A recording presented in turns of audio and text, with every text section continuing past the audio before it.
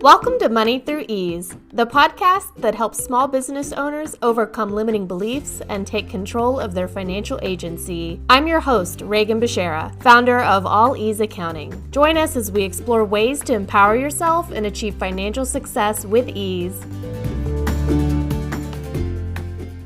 Welcome to Money Through Ease. I'm your host, Reagan Beshara. I'm the founder of All Ease Accounting. As a reminder, if you are listening for the first time or if you've been a listener this entire time, I want you to go leave me a review and a rating for this podcast, and please share it with your network.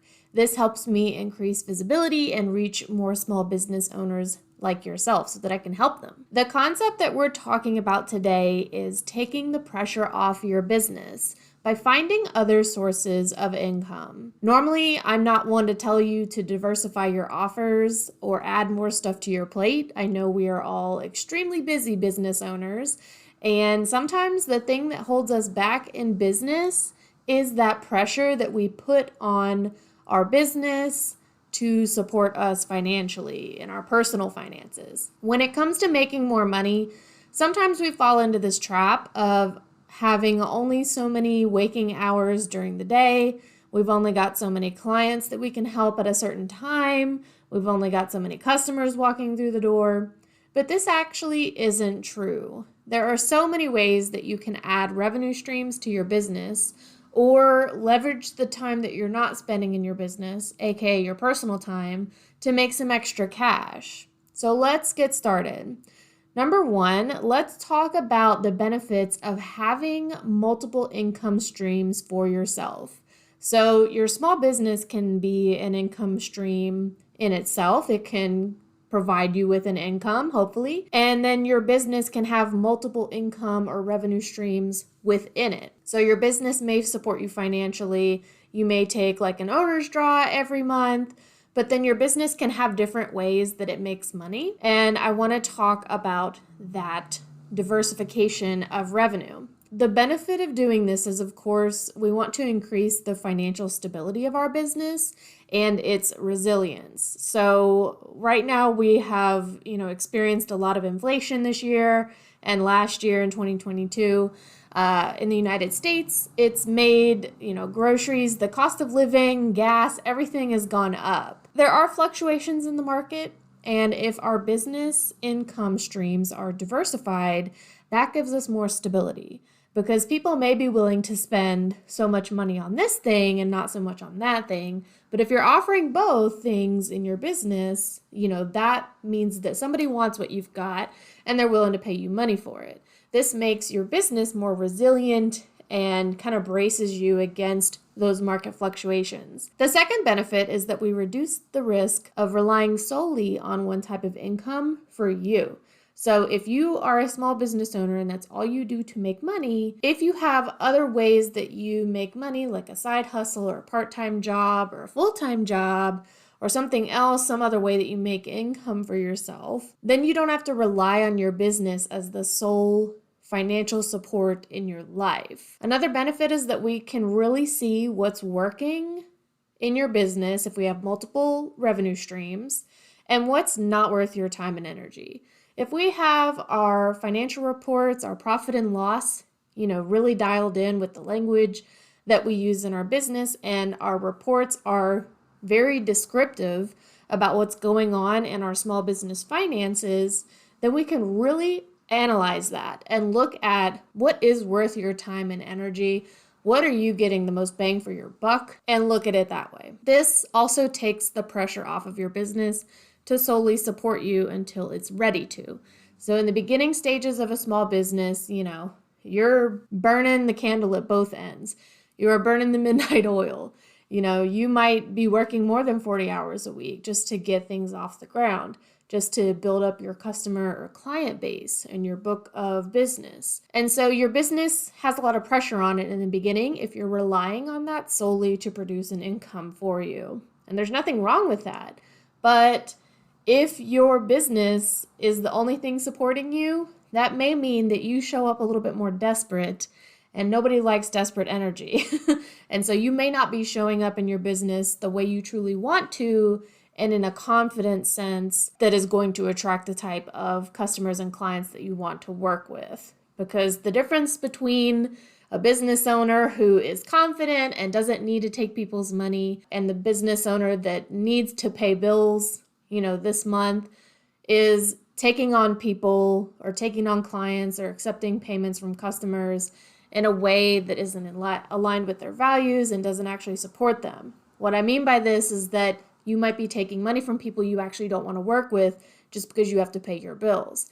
So showing up, not being desperate, not needing other people to hire you or to buy from you means that you do the work that you want to be doing and you're not relying on your business making money from anybody to support you financially. So the second part of this is that we want to find a suitable income stream for your business to support its main activity, or we want to find another income stream for you that is separate from your business. So there's two ways to look at this.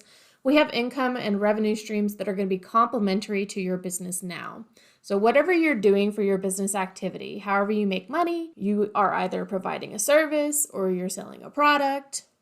We want to find ways that you can make money that are complementary to what you're already doing. So a couple of ways that you could do this are seeking out partnerships or collaborations, and this will help expand your reach, right? This could be a partnership or a collaboration with another business owner. This could be a collaboration with a larger brand, and then you make income based on your platform or their platform. So this kind of gets into, content creation.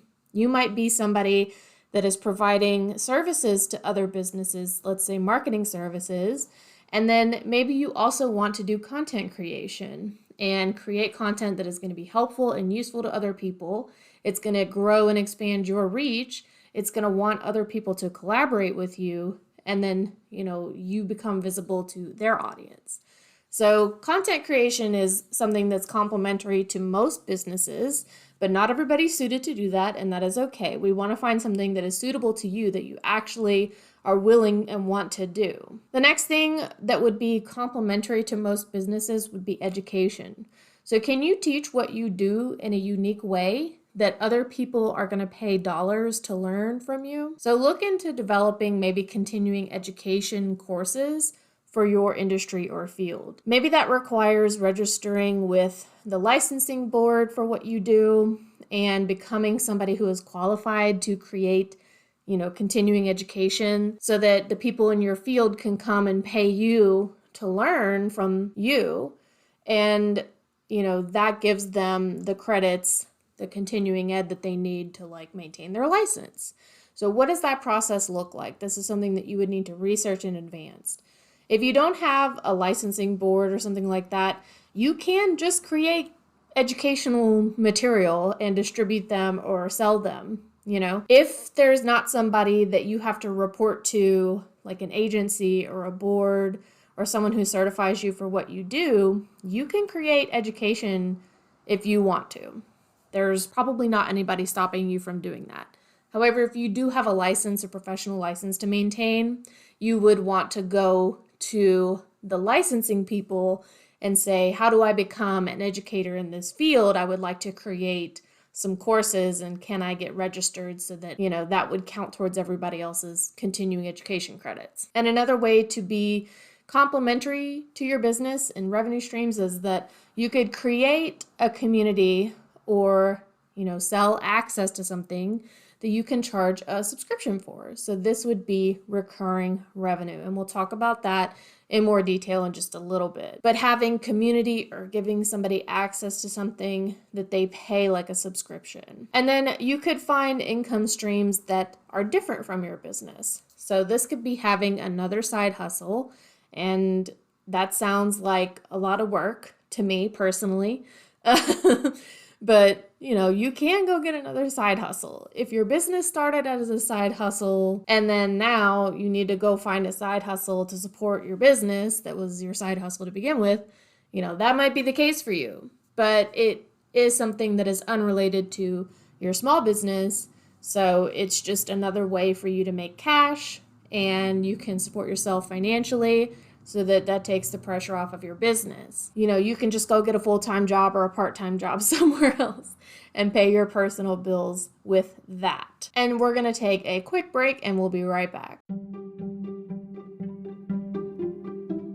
Introducing Mind the Gap, the self-paced entrepreneurial bookkeeping course designed to help you bridge the gap between being an employee in someone else's business and building a small business that supports your income. With easy-to-follow lessons and practical exercises, you'll learn how to take control of your business finances and make informed decisions. Sign up to be the first to know about beta testing, early bird discounts, and launch. Head to alleaseaccounting.com/mindthegap to get on the interest list today. That's MIND as in dog, THEGAP as in person. All right, and we're back, and let's move on to number 3 of this podcast, Diversifying to Thrive. Let's talk about how we manage and scale multiple income streams in our business. So I'm not talking about the things that are going to be different from your business. I'm talking about the income streams that you make within your business to complement the work that you already do. And we need to treat each one of these income streams like its own business, right? We need to have some sort of organization and a system for that income stream. Whatever it is that you're doing, you're selling a subscription, you're selling classes where you teach other people to do what you do. We want to have that organized in a system to where we're tracking the income that you make from that revenue stream. Because guess what? If you don't have a way to track those numbers, none of this is going to be useful to you. You'll just be making extra cash, but you won't be able to analyze how that is actually supporting your business. So we need to have a system to track it. What I like to do on the profit and loss statement is to show my clients what their different income and revenue streams are. Maybe you are an outdoor cleaning service maintenance company, and so you have different cleaning services that you do for people's properties, and you want to see which of these revenue streams is making the most bang for your buck, for your time throughout the year. So you don't necessarily need to put each different service on a separate revenue line on your profit and loss. You might group them into major categories, but in a way that makes sense to you. So if you use the same types of tools or supplies for a couple of different revenue streams, maybe make that its own category versus a different type of service that you provide that has like a specific piece of equipment that you need to use that you don't use for the other services. So whatever way is going to make sense for you to split up those categories, let's put that on your chart of accounts as different income accounts. And let's break those out so that we can see on your reports what's happening with your different revenue streams. So in order to scale your business, you need to have data, and managing the data means that we've got buckets that each different type of revenue goes into. And that's how we're going to manage and track those numbers. This is also how you set goals. So if you decide that you want to add a type of service to your revenue, to your business, and you're like, I want to sell 5 of these services every month, first of all, we need to have it set up on your chart of accounts, on your profit and loss, that you know where that revenue is going to go, which bucket or which category is it going to go in, and then set a goal for that, and then go sell it. Go sell 5 a month, go sell 10 a month, but we have a way to track it. We've set a goal, and we know how we're going to look at that and measure that goal as we go along. So defining what your categories are, what your different income streams are, think about this in a way that isn't going to complicate things. We don't need to have 10 different revenue streams on our profit and loss statement. Maybe you want to have 2 or 3 different categories that your different revenue streams feed into. For instance, I provide bookkeeping services to my small business clients, and so I have accounting service fees on my profit and loss statement. However, I also do consulting. So if somebody schedules a consultation with me that is a paid consultation, where I'm actually looking at their bookkeeping and we're discussing strategy and we're reviewing things together and preparing for their taxes, I want to see that under consulting fees. So I have accounting fees and then I have consulting fees. Consulting fees are also whenever I do a training on QuickBooks Online. I put the revenue that I make from those trainings into consulting because to me, that's not me doing accounting. That's me teaching you how to do your own bookkeeping. So those are the categories that I have that makes sense to me. And that's how I want to see it on my profit and loss statement. So use that as an example. This is going to be how you sit down and figure out, what am I doing? Who am I doing it with? What kind of materials or supplies or equipment do I use for these different revenue streams? And how can I break it up in a way that makes sense to me, that I want to see my numbers in this specific way? Manage your different income streams the way that you manage everything else in your bookkeeping for your business. And then finally, I want to talk about some real life examples of what I see other people doing for creating and diversifying different revenue streams to grow and scale their businesses. So we have professional services. This could be real estate professionals, whether you are renting or managing rental property, or you're selling, or you're a broker. We have people who are in advertising and marketing.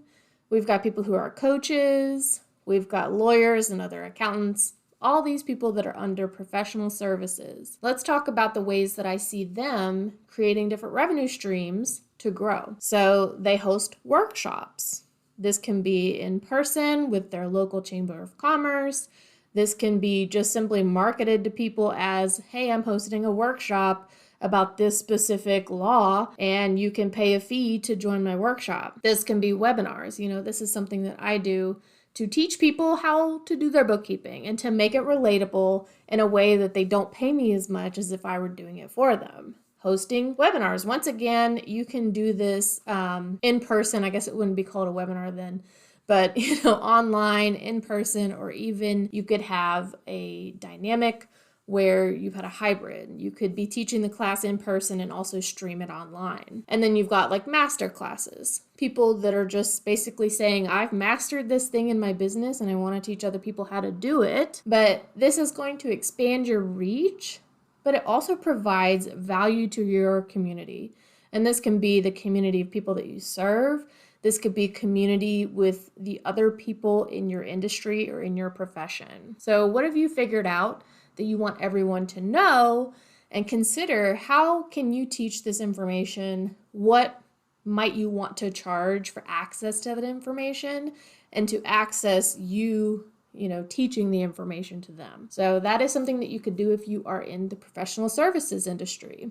So apart from educating, you can also create a community. So if you are teaching people how to do something, you're hosting master classes or webinars or workshops, and you have created educational content, you can create a community aspect to this where people who are quote unquote your pupils, for lack of a better term, people that have paid to be educated on your methods, you can create a community for them to congregate. And so they can come in and work on the material together. They can network and share the experience of learning the material together. So that would be something that would be like a subscription thing. So if you wanted to give access to your community where you're going to be teaching content to them, you can charge them a subscription. And so that would be recurring revenue for you. So for people that do like routine services like home maintenance, pest control, if you've got frequently occurring customers, maybe you own a beauty salon and you have people coming in every couple of weeks to fill, a new nail set or to get their color done every 6 weeks on their hair. You can develop a membership program and offer them discounted services if they pay to be in the membership. They pay the membership fees. So this is, another way to have recurring revenue, but you're also giving something back to your customers. So if you're giving them a discount or they get their fourth, hair treatment for free, whatever it is, you have recurring revenue. You've created a customer that is going to be loyal to you and your services. And you still make money from that and you give them a discount, but once again, they could still pay you even at a discounted rate. Maybe they get rewards for referring other people to come to you too. For income that is apart from what your business is doing now, So this would be like your side hustles. We're in a gig economy and we have been for quite some time, several years. So do you have a special skill that you don't want to spend time marketing to people, but you want to get paid for it? So you can check out apps that do the work of finding customers for you. So these are apps like TaskRabbit or Fiverr. You can drive for Instacart or any of the other delivery services. You're just not having to find the customer. And by being a part of these apps, they're going to take out their service fees before you get paid. But the service fee goes towards developing the app, developing, the network, and probably marketing to customers for you, finding the customer for you, handling the payment, and all of that. So these side hustles that you may have a skill that you want to do on TaskRabbit, and you just don't want to be somebody that's out here marketing and networking and trying to find customers. You just sign up for the app, and the app handles all of that. You just show up to somebody's house and do whatever tasks they need you to do. So having a special skill, and you don't want to spend time marketing it, and this has nothing to do with what you do in your business necessarily. This is just a little side hustle. You just want to make some extra cash on the side. So that could be an example of, something apart or different from the business services or products that you sell in your small business. So in conclusion, we covered a lot today. I hope you found this information helpful. So if you like what I shared on this podcast episode, I want you to please leave a rating or a review and tell me your thoughts.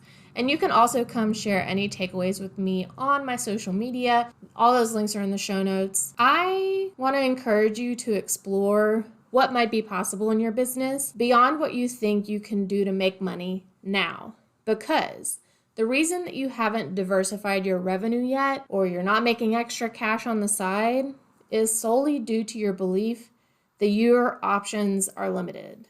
If you think you only have limited options, like I can only see one client per hour, so I only charge, this much per hour. And if I can only see one client, then I'm only going to make this much an hour. And so I'm capped at that. Believing that that's the case means that you're the one actually limiting your options. So I don't want you to limit yourself. You can Google people in your industry, see what other folks are doing, or just like you did whenever you started your business, recognize what need exists that you can fill in some way. You've already done this if you started a business. You saw a need out there. You were like, hey, I can satisfy that need. I can fill that gap. But it doesn't have to be one thing in your business that you provide or serve, and that's it. That's the end. All be all of it. You can keep going. You can do this again and again. You can come up with new ways to serve your community, to fill a need, to provide a product that people want. You can just rinse and repeat, keep going, and keep creating ways to serve others in your business. So thanks so much for listening to this episode, and I can't wait for you to tune in next week. Bye-bye. Also, really quick, because I have to give credit where credit is due, is that this whole concept and idea came to me because of the coaching that I've received from my sales coach, Kelly Lynn Jewell, because we all need to face the reality that in the starting phases and the starting years of our business, it might not be ready to support us financially. And so I wanted to discuss this because I know that I work with a lot of people who are also in the startup phase of their business. So thanks again to Kelly for all of her wonderful coaching. Thanks for tuning in to Money Through Ease. If you enjoyed this episode, make sure to subscribe to my email list to stay up to date on all the latest content. You can also follow me on social media at All Ease Accounting or facebook.com/accounting with ease for even more insights and updates. And if you're interested in learning more about my bookkeeping services, don't hesitate to schedule a complimentary consult today. Thanks again for listening, and I'll see you next time.